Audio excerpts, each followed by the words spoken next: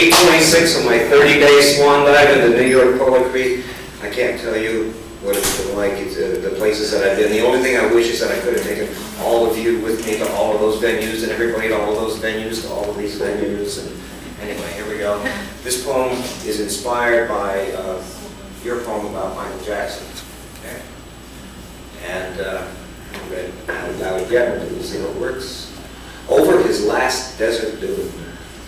Of all public figures dropping in a cluster recently, most prematurely, of some more well-seasoned for their graves, I especially feel the loss of Kung Fu's David Carradine.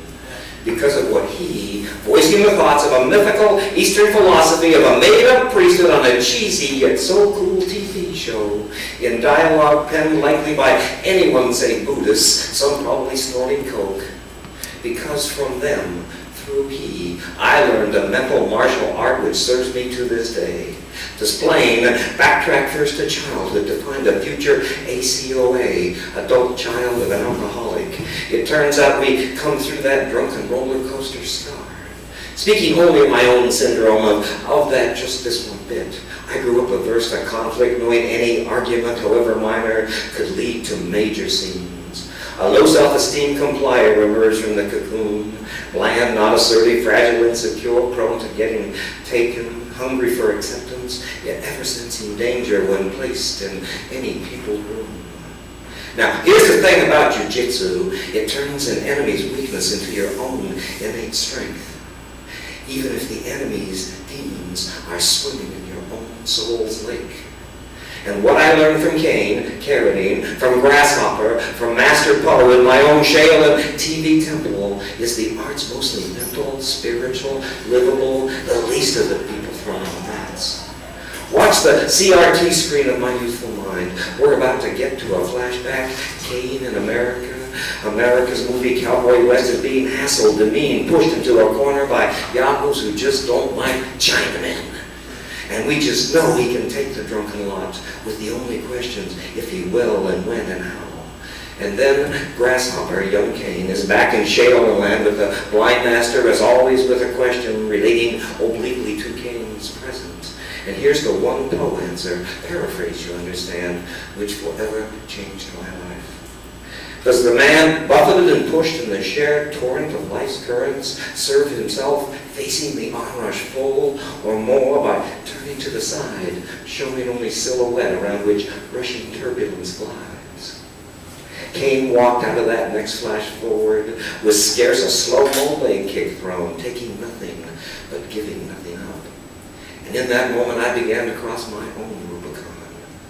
Go along, get along. Let others set many agendas. Yeah, that's still my main MO.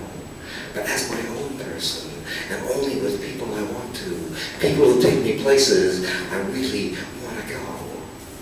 Turn out to let rush in the vibes of good folk. Turn to slipstream the creeps and pests. Be generous of spirit with the sharers of their souls. Give to the givers. Seek paths of deliverance from the takers. Embrace the honest. Shake out the fakers.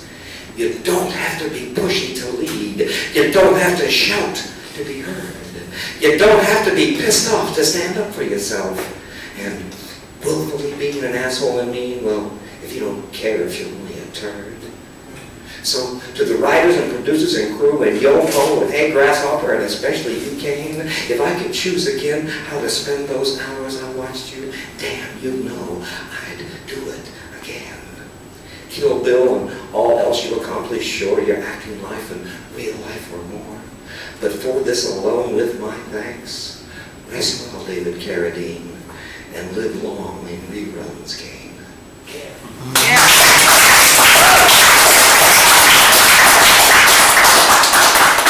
This is dedicated to everybody who like Hobo Bob and you who run open mics. I never had to see them featured before. They're just my friendly local host, and I can't wait to see you featured now because I got to see that hole at the side of you. Shut up and talk. What is this open mic shit? I want to be like open mic. Wait, I hear opening, voices, courses, flourishes, flexception, imagistic incantations, sometimes drowned out or steamed by the poet's pet coffeehouse best espresso machine. But I am opening, rising, soul wafting, wobbly but weightless, uncaffeinated vapors. new windows opening in keyless doors, new neuronal nexuses, they're suspected, unexpected, rafting rapturously, open conduit to vibes, rattling, shaking, timorous timbers, tumult threading through thoughts. If not on what I used to think was real, then over what I feel or will be feeling once morphing mind blown, scattered, then reblown into new sets of notion. New discount as soul discontent scraped from ceiling, reassembled into some cemented semblance of cogitated cogency.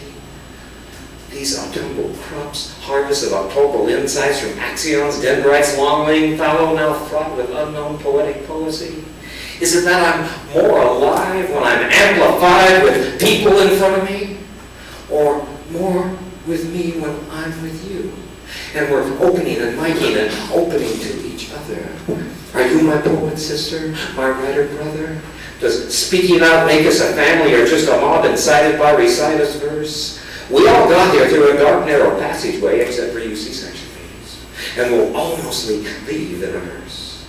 But we're here for now, sharing what we're carrying, about whom we care and share, ranting about what's fair, what turns us on before we're gone, the fears and losses we've endured. And it's live, it's open, it's here. The living, breathing, butt-pucker, gut-twisting, clammy, armpit, sweaty palm, handshaking, knees knocking, lying over memory, feeling tremble in your voice, spoken goddamn word. So come on up. This party's never done. I know you got a voice too. Those things lodge deep in you that beg release. So get your ass here up with us. Yeah, you, and you, and you, and you, and yes, be fucking heard.